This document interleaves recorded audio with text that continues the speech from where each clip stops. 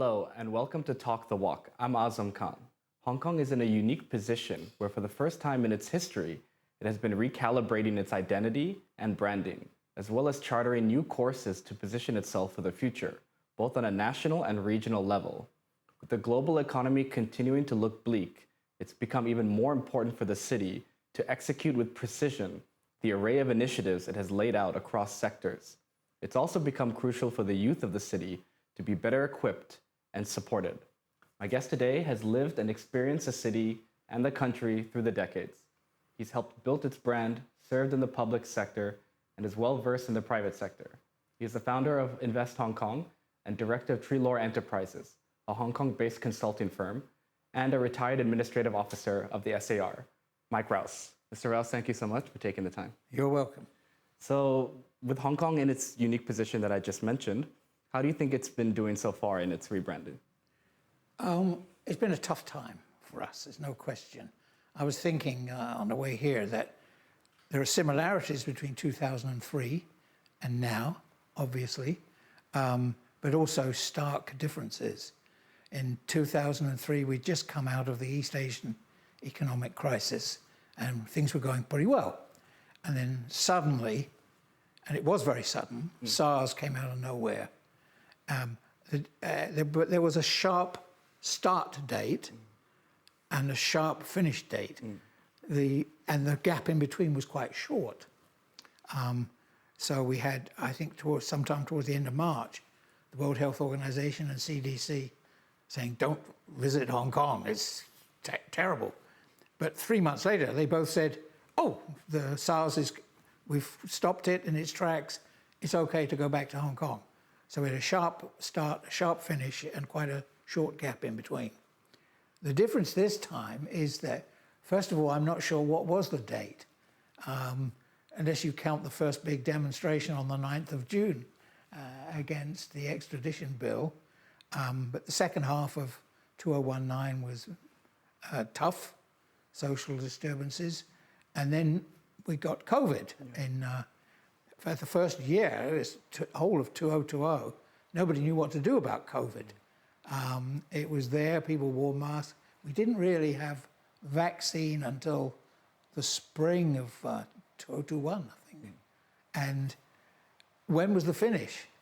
So I guess the real finish was 1st of March, when the chief executive cancelled the mask mandate. Right.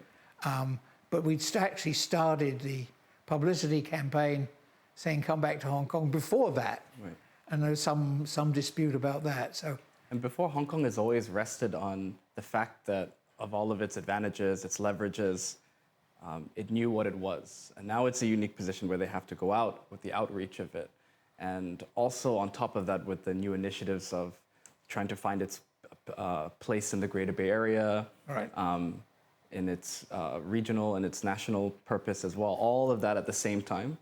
So is that a big adjustment for the government as someone who served in the public sector? How is that for the whole system? I think in terms of the essential truths of Hong Kong, we're still the same. We still have a lively scene for local people. It's still a fantastically attractive place to visit. I don't hike very much anymore because my knees won't let me, but people do come here specifically to go hiking in our country park. There's still so much to see, far more now on the cultural side than there used to be with the Palace Museum and M+, That's right. and Disney and so on. So there's a lot more to see. It's still a very great place to from a business perspective, we're still very, as we were then, close with South China. We're kind of coordination point for South China. We also do things for the whole country. And I still get questions about why do I say Hong Kong is China's only truly international financial center. Because we are. There are other financial centers in China, important ones, Beijing, Shanghai, Chongqing, Guangzhou, but we're the only truly international financial center. because we have the four key elements of that. That is, you must have a freely convertible currency with no controls on the movement in and out of capital. You must have private ownership of the banking system so that the government is acting as an impartial referee. Right. And banks can come into the market and go out of the market if they're not up to it. So you keep it competitive because you regulate everyone the same. Yeah. You must have the total free flow of information. You can't control information. You can't separate political information from economic information, which some people pretend you can for a while. That's nonsense. For sure. And I suppose maintaining that international financial hub status is very important. Very important for the country. For the country, that's true. Do you think it also has to, on top of that, like this, carve out a distinct edge as well? Now that you're right, it's still separate from other financial cities in mainland China, but you have other places in Asia now that are picking up, that's Singapore, for example. Well, I should mention, before I go any further, the independent judiciary as well, because those are the four key planks. Sure. And we're the only city in the whole of China that has all four. Yes, we compete with Singapore, but on the other hand, Singapore is a natural financial center for Southeast Asia, right.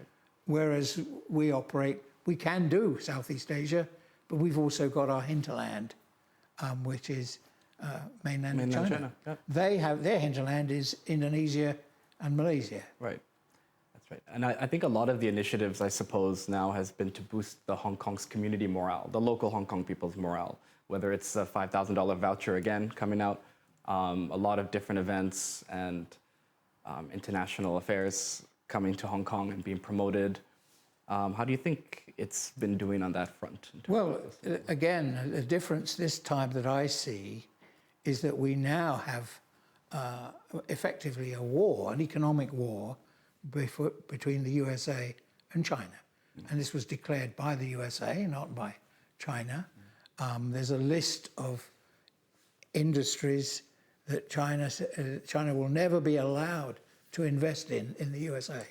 There's a list of products that the US will never buy from China.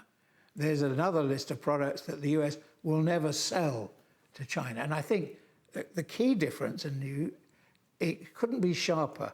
In 2003, the then chairman of the American Chamber of Commerce in Hong Kong, Jim, organized Harbourfest, which was a huge relaunch event for Hong Kong, a series of pop concerts.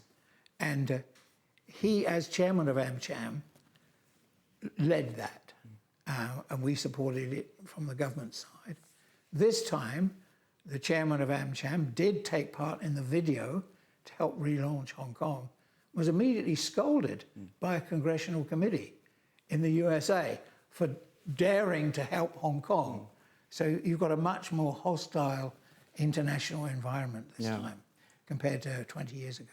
It's interesting that you mentioned earlier about Hong Kong serving the country now, because I wanted to talk about the fallout that we're seeing now with the Silicon Valley Bank and different banks in the United States.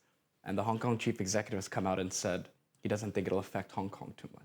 And I think a lot of that has to do with its being under the protection umbrella of the country financially, that there's a lot of advantages that Hong Kong also serves by being in this part of the world and being so connected to the mainland, especially with Xi Jinping right now. I think something that goes very underappreciated from what his recent keynote speech was, rehauling the financial system in mainland China.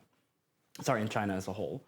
And that's something which a lot of people in the West would love their countries to be doing right now, basically adding regulation to the financial market. Hong Kong gets to fall under that protection umbrella. I think, in fact, we have always regulated our banks here incredibly well.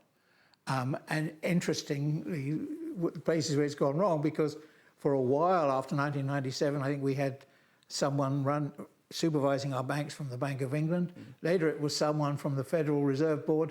Now, of course, it's a Hong Kong guy who trained under them. But if you remember when the property market really crashed the last time, at the end of the last century, I think average property prices fell by about 75, 80%. Not a single bank in Hong Kong was in trouble. In the US and in the UK, property prices dropped about 20%, and every bank was in trouble. So that, to me, was the perfect illustration Of it's all the city's own regulation. of who's regulating the banks properly. Answer, it's Hong Kong, even when we're doing it with people we've borrowed from England or America, which is a kind of tale in itself, isn't it?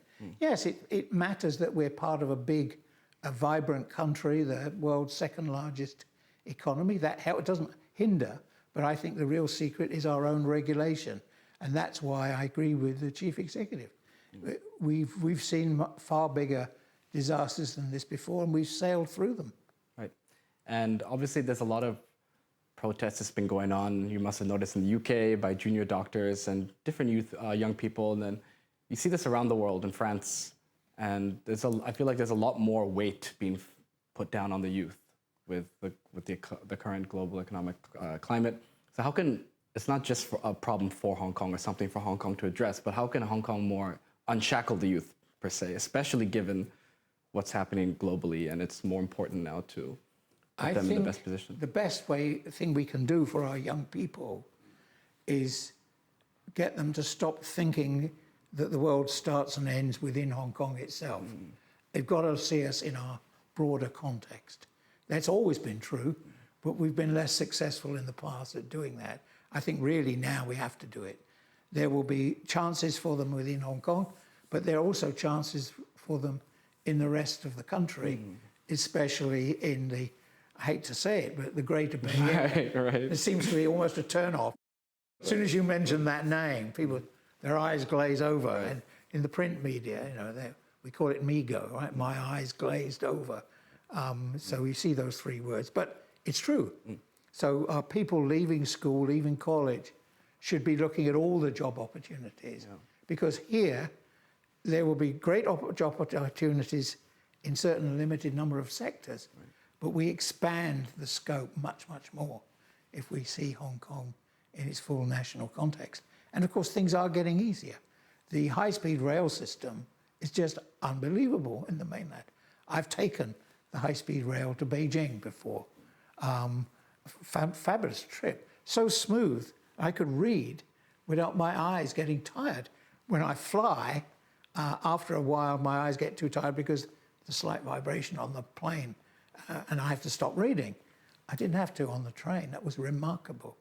Mr. Rowse, I'm going to pause you right there real quick while we take a quick break. Don't go anywhere. We'll be right back with Mike Rowse. Stay tuned.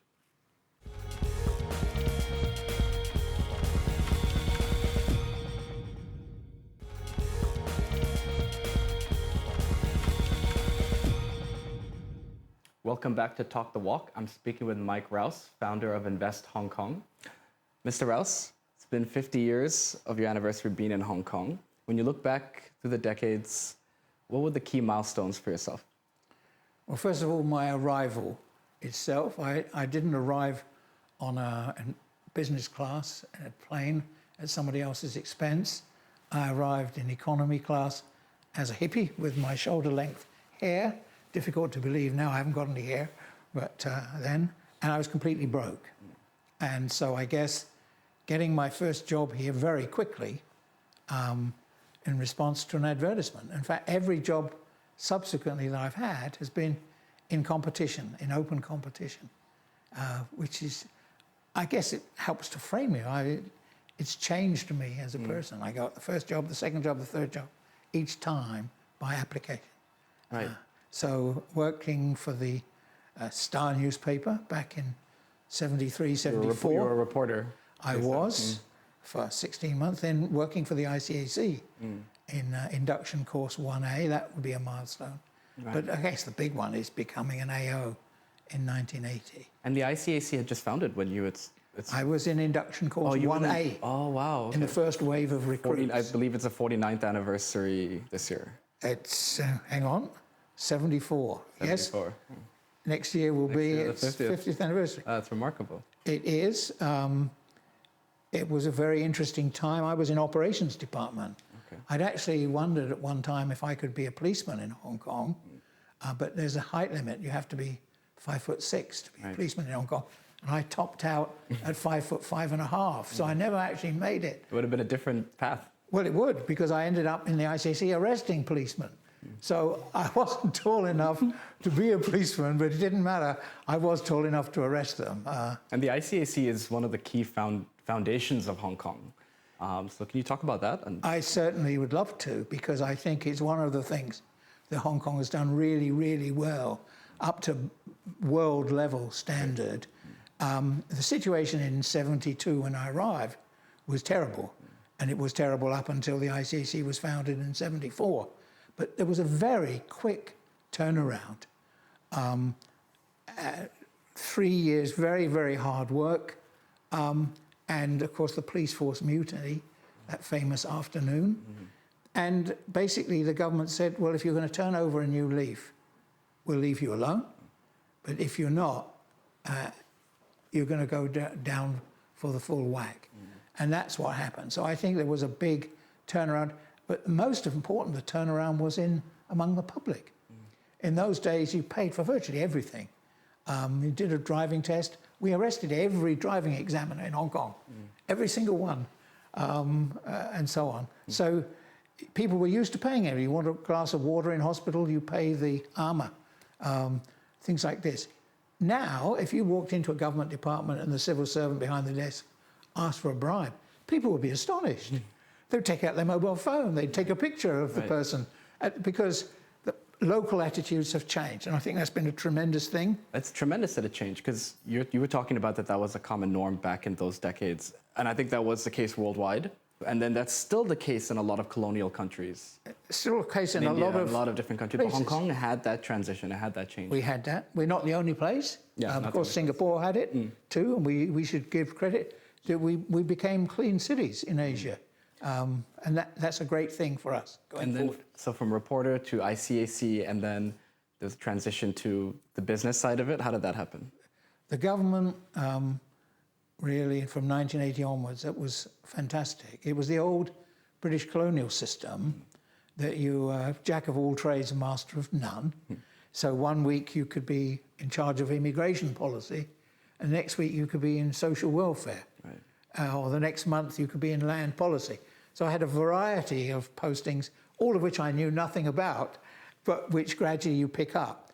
And then you realize after 10, 15 years, you actually start to knit the stuff together so that you become very, very useful to the overall machine, because you know which parts work and how they work. So you know how to shape your proposals to get things done. But yeah, and being in that environment and being jack of all trades, it really allows you to develop an eclectic yes, burst absolutely. of skills. That's something for me. It's like such a novel idea that was able to happen more freely, for lack of a better word, back at that time.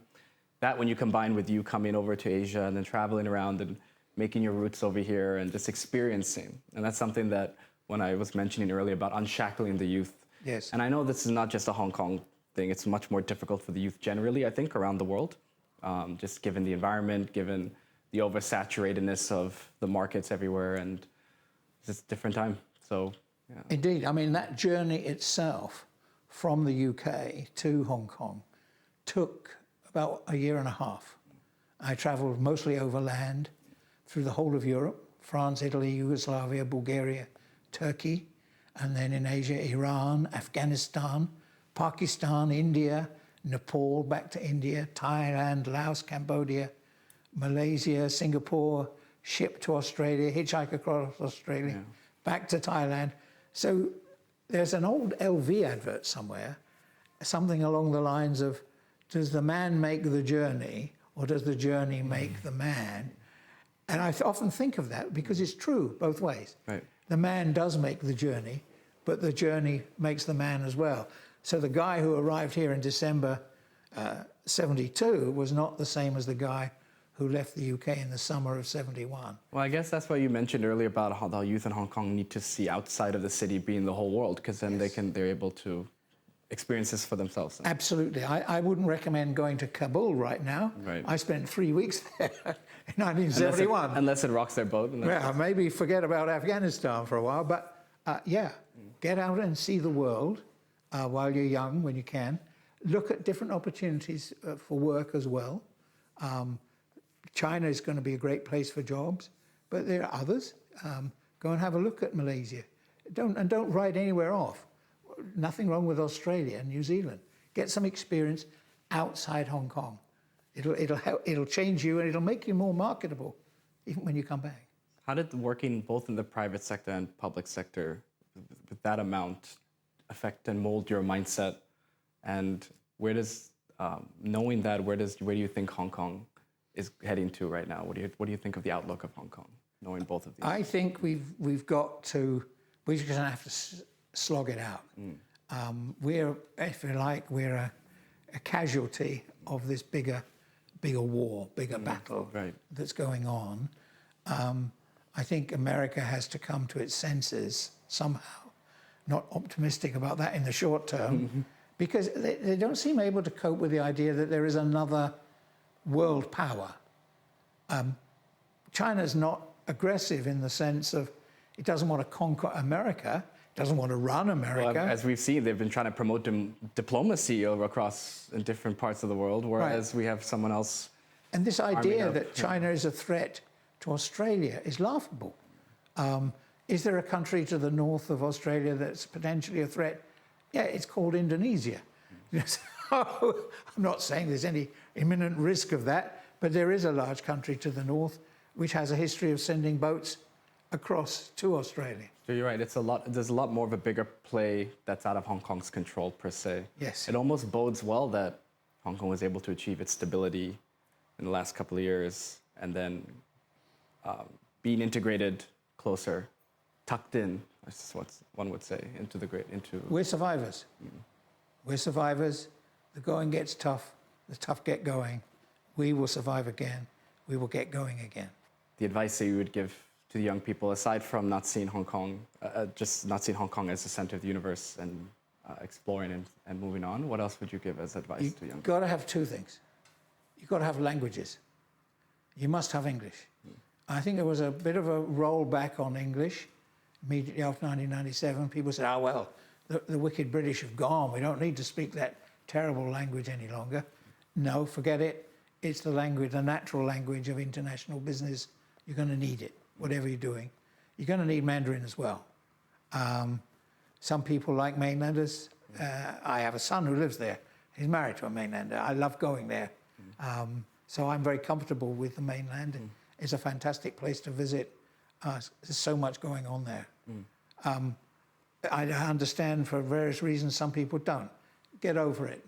It's your country. Learn the country's language, as well as Cantonese. Happy to say both of my children, both of these two children, my daughter and son, both trilingual and can read and write English and Chinese. What other things would you advise or suggest to the government to help focus on? I think we have to draw a line under the events of 2019. The police arrested 10,000 people. 3,500 of them have been dealt with one way or another through the court system. 6,500 are still living in limbo. Don't know where they are. That's got to stop. Draw a line, then focus on how to rehabilitate the 3,500. Some of them were found guilty. I'm not excusing the violence. People who stabbed a policeman in the back are going to go to jail. People who threw petrol bombs are going to be identified and go to jail. But they were young when it happened. It shouldn't be the last chapter in their life. It should be something that we can talk to them about and bring them back into the mainstream. The one thing we have to do is draw a line under 2019. Also, I think we have to keep raising people's sights with imagination, creativity. Thank you so much for taking the time to speak with me. My pleasure. Thanks for tuning in, and I'll see you same time next week. Goodbye.